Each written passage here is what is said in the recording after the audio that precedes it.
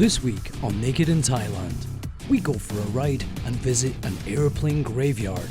We talk about why we bought our bikes here. We go and learn more about the second-hand bike market here in Chiang Mai. And I introduce Mark to one of my favourite pastimes here in the city.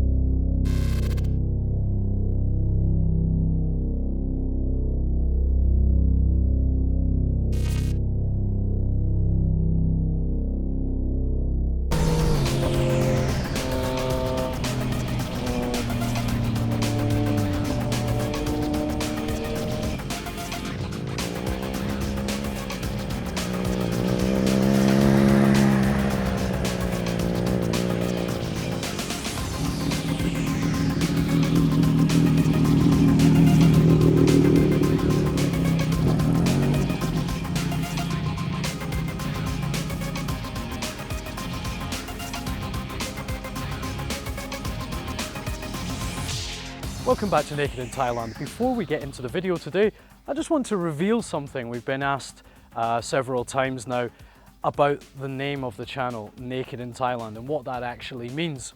The name came about, it actually has two references, and the first, I'd imagine most of the bikers out there would have got the fact that Mark and I both ride naked style motorcycles. So there's the first naked, and the second is actually a reference to us showing you what it's like to live and to ride out here exploring the country, the culture and the people, and we're doing that without any BS. We're stripping everything back, being very open and honest about our learning experience here, making our content naked. Why did you buy the car? It was actually a recommendation. When I came to Chiang Mai, I bought a 1100cc bike as my first big bike here. And that was a bit of a learning curve. So everybody's kept on saying to me, get something smaller that you can ride in the mountains and have a lot more fun with. So I put a deposit on this, and as soon as it was released, I got it. And yeah, I would say that I would not sell this bike, I'll keep it.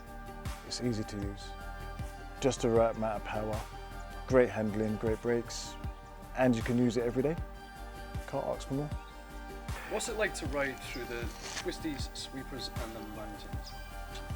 Easy, for lack of a better word. It's so simple, it's forgiving. You can learn a lot from the bike and it's not going to bite you.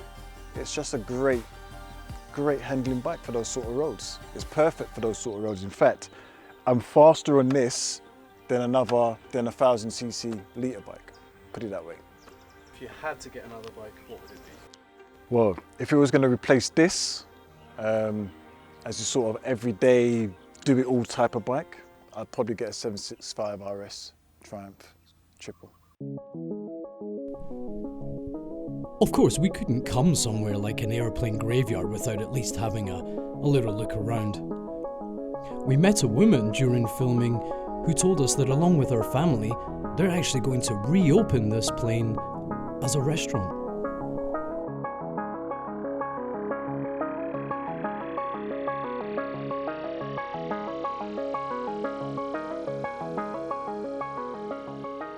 So originally I was actually in the market for an MT-09, and when I was searching for them online on Google, Facebook Marketplace, things like that, the XSRs started to pop up in the search results, and the more I seen them, the more I looked at it and I was thinking, man, that's a good looking bike. And for all intents and purposes, it is an MT-09. It's essentially the same bike, it's the same engine, just a few small components that are different. It's just dressed up differently. It's retro, it's got that pedigree from the likes of the Yamaha XJS, the XJR from the sort of 80s through the 90s and everything. And I just felt, for me, in terms of the styling and the way the bike looked, I was made for the bike and the bike was made for me. Said with the design in mind, obviously the way it looks is designed to be retro, but yes, in terms of performance and technology and everything, it's a modern bike. You know, this one, mine is a 2018. It was 2 years old when I bought it. I got it in the second-hand market, went down to Bangkok for it, brought it back up the road, and for me, it's perfect out here. Sure, it's not designed or set up to be a touring bike, but that was never my intention. That's not why I wanted a bike here. I wanted a bike that I could take out for a spirited ride, and it would perform well on the roads here. And with this bike, it's not known as a torque monster for no reason. It's got torque for days and days. So I can ride through the twisties, the sweepers, up over the mountains, and the bike's just perfect for that. It really is. It's absolutely set up for that kind of riding. One video that I watched I was like, that's the bike for me, was an American pro rider, Josh Herron, who took his friend's XSR 900 up Mulholland Canyon. This guy's coming up through this canyon road, carving it, slaying it to pieces, putting his knee down on every corner. And it made me think, well, okay, it takes a pro rider to be able to do that, and I may never ever reach that standard of riding, but what it did tell me was this bike was more than capable of doing that. So therefore, this bike will far exceed my own ability and skill set for a long time, perhaps forever. So that was it. I seen that and I was like, I want it, I need it, I'm having it. So come with us into town now. We're going to go and have a look at some second-hand bikes, see what the second-hand bike market is about in Chiang Mai, at one of my friend shops who I've sold a few of my bikes to and bought bikes from as well.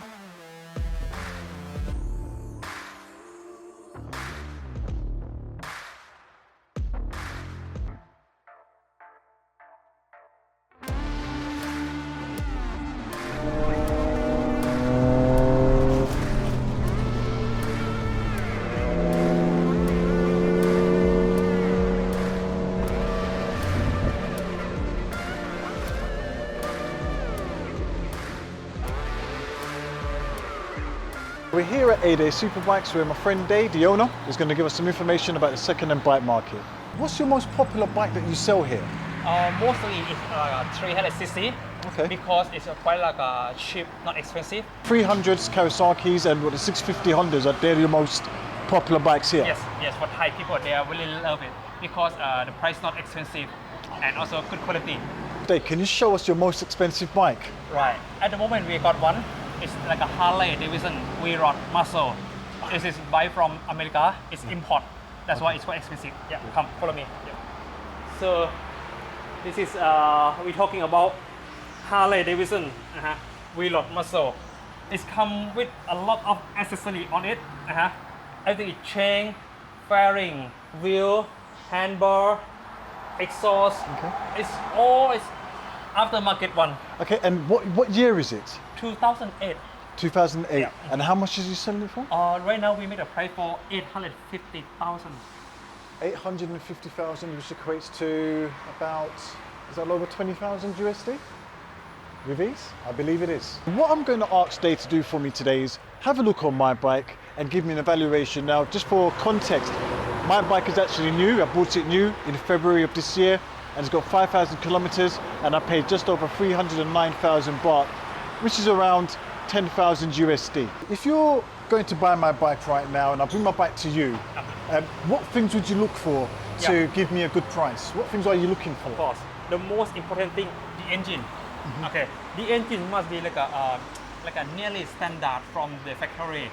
Okay. And also check about the quality around the bike. Okay. Like for example, never been accident. Yep. No crash. Nothing. And also this bike is quite nice because it's quite new. How much? Oh, only 5,000 kilometer uses. And also nice color. I think nice color. And also come with the exhaust. Nice. The tire is still good. And also you still have original exhaust for us? I have all the original bits, the original exhaust, everything else. I've got everything for it. Yeah. Right. And you got number plates as well? Yes, yeah. Okay, and cool. tax, yeah. Uh-huh. I'm gonna check about the stopper. It's very important. If somebody have been accident, it's gonna have problem on here. Okay. It's really important thing. Yeah, left and right is good. And also the engine here. Nice. And also I have to check like a number plate. Gonna correct on the green book or not. And also I gonna check about the sound. Dave, you've had a look on the bike. It's in good condition. Yep. What would you offer me for the bike if I want to sell it to you right now? All right. So in the market it's around 230, 40, something like that. Okay. Yep. Something like that. Okay, thank you. So 230 or 40,000 second hand, which basically means I've made a loss of about 2,000, 2,500 USD in less than a year.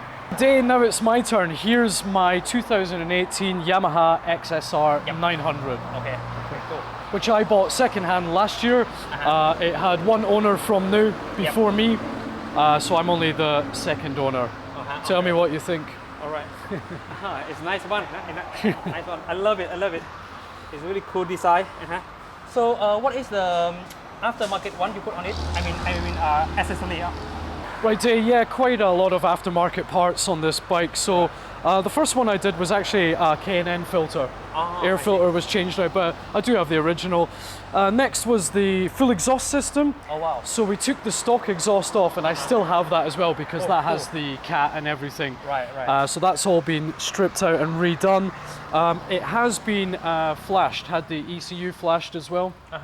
Oh, and of course the cameras front and rear as well, yeah. And now, how many kilometers do you use? Just over 20,000 today. Oh, nice. Yeah. So not bad. Not bad for a 2018. Yep, still quite low. Yeah.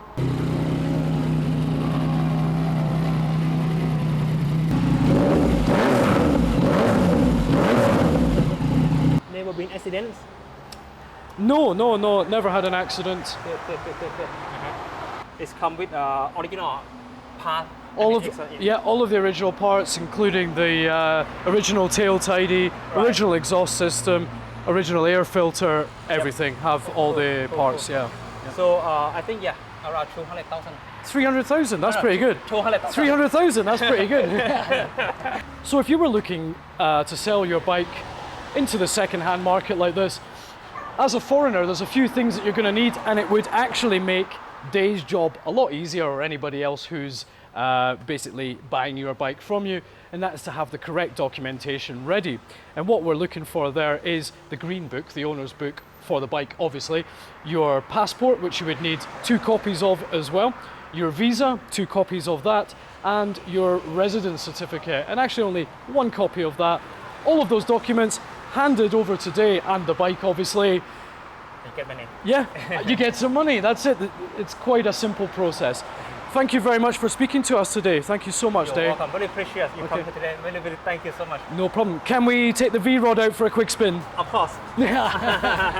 After a day's filming or even a day's riding, there's nothing I enjoy more than a bit of bike spotting, so I've dragged Mark along with me today. Hey. And we're here just on the inside of the East Moat in Chiang Mai. This is one of the most popular tourist areas of the city, and as you can see here, they're setting up ready for the Loi Krathong and Yiping festivals. Right then, Mark, let's see what bikes are kicking about today. Okay, mate. Yeah.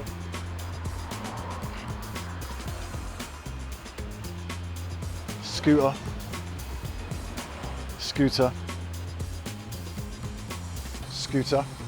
Hold on. Scooter.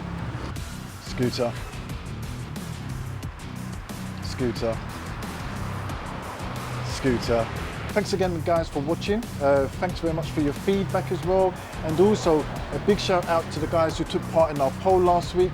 We will be taking that into account and giving you future content reflecting that. Thanks very much. Have a great time.